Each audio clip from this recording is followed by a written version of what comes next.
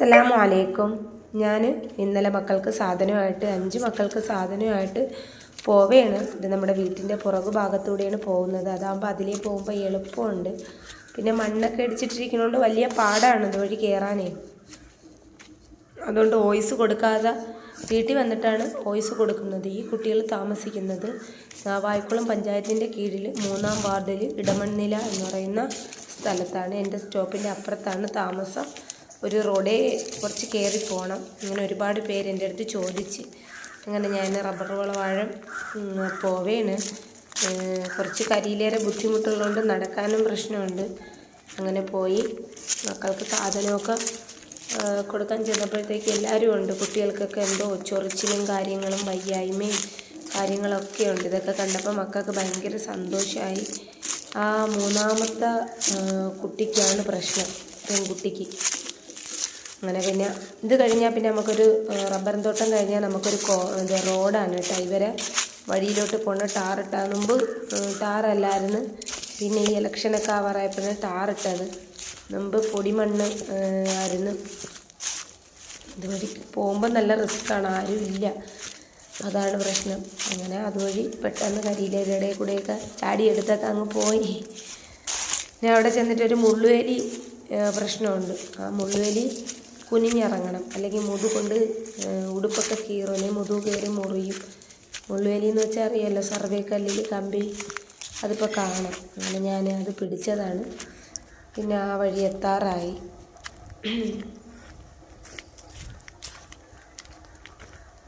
ഇവിടെ മൊത്തം റബ്ബർ തോട്ടമാണ് കേട്ടോ.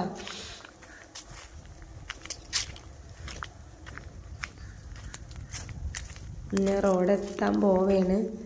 ഇതിപ്പോൾ എല്ലാവരും നടന്ന് മുന്നോട്ട് വരാം. അതുവഴി എളുപ്പത്തിന് ആ കമ്പിവേലിയിൽ അതിലേ കൂടെ കുനിഞ്ഞിറങ്ങി വരും. അതുപോലെ ഞാനും അങ്ങനെയാണ് പോകണം. ഇവിടത്തേക്ക് റബ്ബർ വെട്ട് നിർത്തിയെന്ന് തോന്നുന്നു.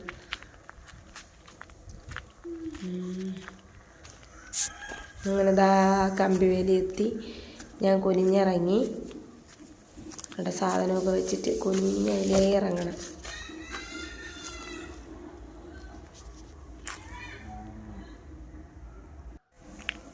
അങ്ങനെ റോഡേ നടന്ന് പോവുകയാണ്. അവിടെ ഒരു വീടുണ്ട്, പശുവുള്ളൊരു വീട്. അവിടെ നിന്നാണ് മുമ്പ് നമ്മൾ പാല് മേടിച്ചുകൊണ്ട് നിന്ന്.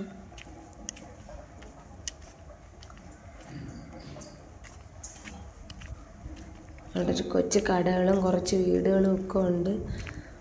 അങ്ങനെ ഞാൻ പോവുകയാണ്. അവിടെ അക്കരെ ഏതോ അമ്പലത്തിൽ ഉത്സവം നടക്കുന്നതാണ് ഈ വോയിസ് ഓവർ കൊടുക്കുന്നത് കേട്ടോ. പാട്ടേ, അപ്പോൾ കോപ്പിറൈറ്റ് കയറും. പിന്നെ ഭയങ്കര പട്ടിശല്യമുണ്ട്. അതുകൊണ്ട് നമുക്ക് സൂക്ഷിച്ചേ പോകാനും പറ്റുള്ളൂ. ഇത് സാധനവും കൊണ്ട് നമുക്ക് ഓടത്തില്ല.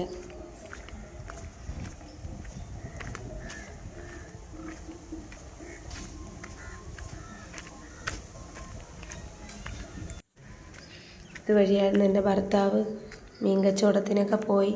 അതുകൊണ്ട് എല്ലാവർക്കും അറിയാം ഞാനിവിടെയാണ് നൈറ്റി കച്ചവടം ചെയ്തതും ഒക്കെ. ഇവിടെ നിന്ന് അങ്ങ് അക്കരെ കാണാം. കാരണം ഇതൊരു കുന്നാണ്. ഇത് ഈ കുഞ്ഞു വീടുകൾ മാത്രമല്ല, ഒരുപാട് വീടുകളുണ്ട് അങ്ങ് താഴെ ഉള്ളിൽ. എനിക്ക് അത്രയും പോവേണ്ട ആവശ്യമില്ല. അവിടെ ഒരു വീട്ടിൽ കോഴിയും താറാവും ഒക്കെ കൃഷിയുണ്ട്, വളർത്തുന്ന ഒരമ്മ.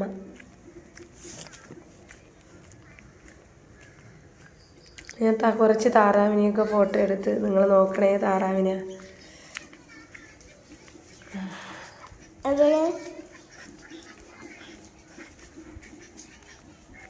പിന്നെ അത് കഴിഞ്ഞിട്ട്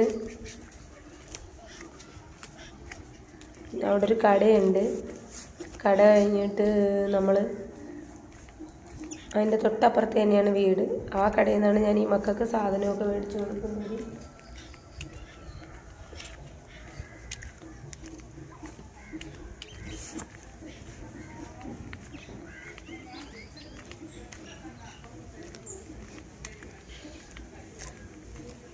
ഇപ്പം എന്നെ കാണുമ്പോൾ മക്കളെ സന്തോഷം നോക്കിയോണ്ടേ ഞാൻ വീഡിയോ പിടിച്ചിട്ടുണ്ട്.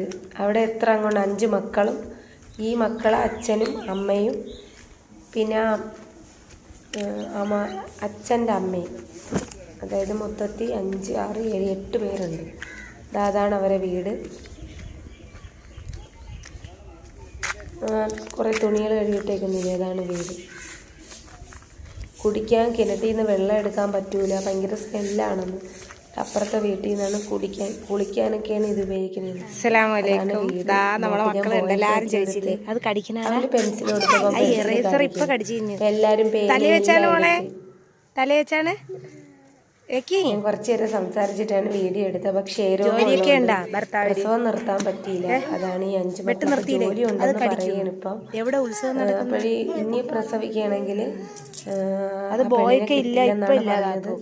ആ മോൾക്കില്ല, ഉടുപ്പില്ലാതെ ആ മോൾക്ക് വയ്യാത്ത കാര്യം ശരീരം മൊത്തം ചൊറിച്ചിലും കാര്യങ്ങളും. പിന്നെ എന്നെ കണ്ടപ്പോ ചിരിക്കുകയാണ് കേട്ടാ. എന്നെ അറിയാം, എനിക്ക് ടാറ്റയൊക്കെ തരും. എന്താ ഞാൻ പറഞ്ഞു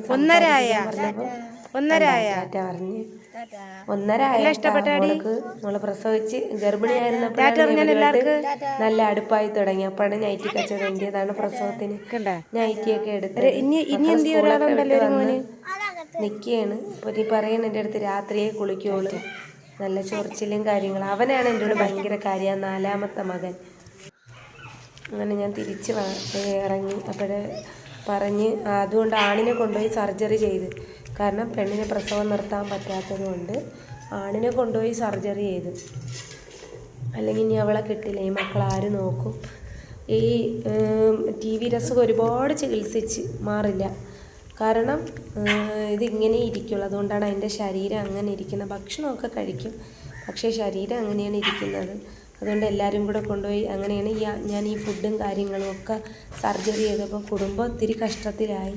കടയിൽ നിന്ന് പറ്റായി, പിന്നെ ഒന്നും മേടിക്കാൻ പോകാണ്ടായി. പിന്നെ അതുകൊണ്ടാണ് ഞാൻ ഒരാൾ പറഞ്ഞതിൻ്റെ പേരിലാണ് അന്ന് ആ വീഡിയോ ചെയ്തതും. ആ സന്തോഷം അവരിപ്പോഴും പറയും എന്നെ കാണുമ്പോൾ. ഇൻഷാ അല്ലാഹ് ഒരേ മാസം ഏണിങ്സ് കിട്ടുമ്പോൾ ഈ മക്കൾക്ക് എന്തെങ്കിലും തിന്നാനൊക്കെ ഉള്ളത് മേടിച്ചു കൊടുക്കണം. നമ്മൾ മനുഷ്യനല്ലേ. പിന്നെ മക്കൾക്കെല്ലാം ചൊറിച്ചിലും ദേഹം, അതുമാത്രമല്ല സൂക്ഷിക്കാനും പറ്റൂലല്ലോ മക്കളെ. എല്ലാം പൊടിയും മണ്ണിലും അവരങ്ങനെ ജനിച്ചപ്പോഴേ അങ്ങനെ വളർന്ന മക്കളാണ്. പിന്നെ അമ്മക്ക് പ്രത്യേകിച്ച് പറയാനും പറ്റൂല. അവർ പറഞ്ഞാലും അവർ കേൾക്കില്ല. അവിടെ ഒരുപാട് മക്കളുണ്ട്, ഒരു 100-150 മക്കളുണ്ട് ആ താഴോട്ട്. എല്ലാവരും കൂടെ വൈകിട്ട് റോഡിലൊക്കെ കളിയാണ്. അവിടെ ഒരു ഇതൊക്കെ വന്നാൽ, ഒരു പ്രശ്നം വന്നാലാ, ഒരു ഉത്സവം വന്നാൽ അവരെയൊക്കെ ഒത്തൊരുമ കാണണം. എന്തൊരു സ്നേഹമാണ്. പണത്തിൻ്റെ ഒരു കുറവ് മാത്രമേ ഉള്ളൂ, പക്ഷെ ഐക്യതയുണ്ട്. ഒരു പ്രശ്നം വരണം, എല്ലാവരും കൂടെ അങ്ങ് ഇടപെടും. ഇതൊക്കെയാണ് വിശേഷങ്ങൾ. ഇന്നലെ വൈകിട്ട് പിടിച്ച വീഡിയോയാണ്. മുള്ളേരിയിൽ അവിടെ എത്തി തിരിച്ച് നടന്ന് വീട്ടിലോട്ട് പോവുകയാണ്. അപ്പോൾ നിങ്ങളുടെ അടുത്ത് ഞാൻ കാണിച്ചിട്ട് വന്ന വഴിയല്ല തിരികെ പോണത്. വന്ന വഴിയെ താഴെ കാടായപ്പോൾ കുറച്ചും കൂടെ ഇരുട്ടി. 5:30 മണി കഴിഞ്ഞ്. ഇനി ചെന്നിട്ട് വേണം മക്കളെ കുളിപ്പിക്കാനും കാര്യങ്ങളും ഒക്കെ. അപ്പം ക്ഷയരോഗം നമ്മുടെ പുലിയനാർ കോട്ടയിൽ ചികിത്സിക്കും. ഒരുപാട് ചികിത്സിച്ച് വരാം. പ്രായമുണ്ട്, പക്ഷേ എന്നും അങ്ങനെ ഇരിക്കും. ഞാൻ കാണുമ്പോഴേ അങ്ങനെ തന്നെ ഇരിക്കുന്നത് ആ ചേച്ചീൻ്റെ പേര് രാജി എന്നാണ്. അവർക്ക് മൊബൈലുണ്ട്, ടോർച്ച് സെറ്റ്. വീണ്ടും ആ സിമ്മ് കട്ടായി കിടക്കണം, ചാർജ് ചെയ്യാണ്ടില്ലേ. മക്കളെടുത്ത് വെച്ച് എറിയൊക്കെ ചെയ്യും. അതാണ് വിശേഷങ്ങൾ. പിന്നെ എന്നെ കണ്ടപ്പോൾ ഇനി എന്ന് വരും മാമി എന്നൊക്കെ ചോദിച്ച് ഞാൻ പറഞ്ഞു വരാം മക്കളെ, ഇനി ഒരു ദിവസം വരാം മാമി എന്നൊക്കെ പറഞ്ഞിട്ടുണ്ട്. മക്കളെ എണീച്ചാണ് മുന്നേ. അങ്ങനെ ഇന്നലെ ഈ കരിയിലേരുടെ ഇടയിൽ വഴിയിലൊരു പാമ്പിനെ അണലി അടിച്ചു കൊന്നു സഹോദരൻ. അതിൻ്റെ ഷോട്ട് ഞാൻ ഇട്ടിട്ടുണ്ട്. അപ്പോൾ ചൂട് കൂടുമ്പോൾ ഇവർ മാളത്തിൽ കിടക്കില്ല, കയറിയിരിക്കില്ല, വെളിയിൽ ഇറങ്ങിക്കിടക്കും.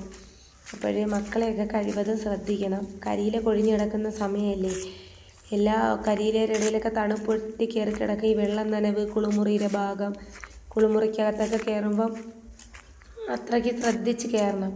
പിന്നെ അവിടെ ഒരു മൈതാനം പോലെയാണ്, അവിടെ തൊഴിലുറപ്പ് സ്ത്രീകൾ കിളച്ച് വെച്ചതാണ് മരക്കമ്പ്. അതുകൊണ്ട് പട്ടികൾ ഭയങ്കര ശല്യമാണ് അവിടെ. ഇനിയിപ്പോൾ ഇന്ന് വീടിൻ്റെ പണിക്ക് ആളുണ്ട്, പ്ലംബിങ്ങിൻ്റെ പണി, സിങ്ക് കാര്യങ്ങൾ. നമുക്ക് റമദാൻ ഇൻഷാ അല്ലാഹ് കയറണം. പിന്നെ ഇതൊക്കെയാണ് നമ്മുടെ വിശേഷങ്ങൾ. വീടൊക്കെ അൽഹംദുലില്ലാഹ് റാഹത്തായി, എല്ലാം റാഹത്തായി, കുഴപ്പമൊന്നുമില്ല. നമുക്ക് അള്ളാഹു തന്ന അനുഗ്രഹമല്ലേ നമ്മുടെ മക്കൾ. ആ 5 മക്കളെ കാണുമ്പോൾ ഒരുപാട് പേരെൻ്റെ അടുത്ത് ചോദിച്ചു നീ എന്തിപ്പോൾ 5 മക്കളെ കാണാൻ പോകാത്ത. ഞാൻ പറഞ്ഞില്ലേ, ഒരേ അവസ്ഥകളും ഒരേ സാഹചര്യം. ഇന്ന് തന്നെ ഇപ്പം പണിക്കാരുണ്ട്, അവർക്ക് രാവിലെ ഇതാക്കിയിട്ട് വേണം എനിക്ക് ജോലിക്ക് പോകാൻ. നാളെ ഇൻഷാ അല്ലാഹ് നോമ്പാണ്, അതുകൊണ്ട് നാളെ പണിയില്ല നമുക്ക്. പിന്നെ മറ്റേ കുട്ടീൻ്റെ വീഡിയോ, അർജൻറ്റായിട്ട് സർജറി അത്യാവശ്യമാണ്, ആ പൊന്നുമോൻ്റെ വീഡിയോ പിടിക്കണം. ഇതൊക്കെ കഴിഞ്ഞിട്ട് താഴോട്ട് ഇപ്പോൾ ഈ റബ്ബറിൻ്റെ ഇടയിൽ കൂടെ നടന്നു പോകുമ്പോൾ ഒരു ബുദ്ധിമുട്ടുണ്ട്. ചിലന്തി വലയൊക്കെ കണ്ണിൽ വന്നടിക്കും. ചിലന്തിയില്ലേ, അതൊക്കെ നല്ല ബുദ്ധിമുട്ടാണ്. എന്നാലൊരു സന്തോഷം. മക്കളൊക്കെ കാണാൻ പോയി വല്ലതും കൊണ്ട് കൊടുക്കാൻ പറ്റി. അതൊക്കെ ഞാൻ അൽഹംദുലില്ലാ പറയണുണ്ട്. നിങ്ങൾ തന്ന സാധനങ്ങളിൽ നിന്നൊക്കെയാണ് എനിക്ക് കൊടുക്കാൻ പറ്റിയത്. പിന്നെ എല്ലാവരും ഒത്തിരി സാധനം വാങ്ങിയോളൂ ഇൻഷാ അള്ളാ. ഇനി എന്തെങ്കിലുമൊക്കെ ഞാൻ പറഞ്ഞു, മക്കൾക്ക് സ്കൂളൊക്കെ തുറക്കട്ടെ. അപ്പോൾ അവർക്ക് ബാഗും ബുക്കൊക്കെ സ്കൂളിൽ നിന്ന് തന്നെ കിട്ടും കേട്ടോ ഇപ്പോഴേ. പിന്നെ അല്ലാതെ നമുക്ക് എന്തെങ്കിലുമൊക്കെ വാങ്ങിക്കൊടുക്കാം. പിന്നെ വീടെത്തി. ഇതാണ്, ഇത്ര ദൂരമാണ് എൻ്റെ വീടും ആ വീടും തമ്മിലുള്ള ദൂരം. നമുക്ക് ഈ പണി നടക്കുന്നത് കൊണ്ട് ലെവലല്ല പെരയിടം, മണ്ണൊക്കെ ഇടിച്ച് കിളച്ചിട്ടേക്കാണ്. ഇന്ന് 2 കിളയ്ക്കാനാളും ഇതൊക്കെ തോണ്ടാനേ. കിണറ്റിൻ്റെ തിട്ടപ്പുറം കെട്ടണം. അപ്പോൾ പൈപ്പിൽ നിന്ന് വെള്ളം തുറക്കുമ്പോൾ കിണറ്റിലോട്ട് ഇറങ്ങുന്നു. അപ്പോൾ ഇതൊക്കെയാണ് നമ്മുടെ വിശേഷങ്ങൾ. അൽഹംദുലില്ലാ റാഹത്തായി. നമ്മുടെ വീട് ദൂരം നിന്ന് നോക്കുമ്പോൾ ലുക്ക് ഉണ്ട്. അൽഹംദുലില്ലാ. വിശലുമോൻ രാവിലെ എൻ്റെ മടിയിൽ കയറിയിരിക്കുകയാണ്. ഇന്നും കൂടെ ഈ കളിക്കുന്ന ആൾ കാണും. കാരണം ബാത്റൂമിൻ്റെ 2നും ഒരു കുഴിയാണ്. അപ്പോഴതിൻ്റെ പൈപ്പ് തോണ്ടി ഇട്ട് കൊടുക്കണം. അതിനാണ് അവിടെ നിന്ന് കുഴിയെടുക്കുന്നത്. അപ്പോൾ ഇനി രണ്ടാമതൊരു കുഴിയെടുത്ത് അതിനും ആവും 10 രൂപ. അപ്പോൾ ഈ ഒരു പണി അങ്ങ് എത്രയും പെട്ടെന്ന് നടക്കട്ടെ. ഒന്ന് വൈറ്റും കൂടെ അടിക്കണം ഇൻഷാ അള്ളാ. ഇതും കൂടെ ആകുമ്പോൾ റാഹത്തായി. എന്തായാലും നമ്മൾ റമളാനിക്ക് പിന്നെ ഇത് കഴിയുമ്പോഴത്തേക്ക് നമുക്ക് AC ഒന്നും മേടിച്ച് വയ്ക്കാൻ പറ്റില്ല.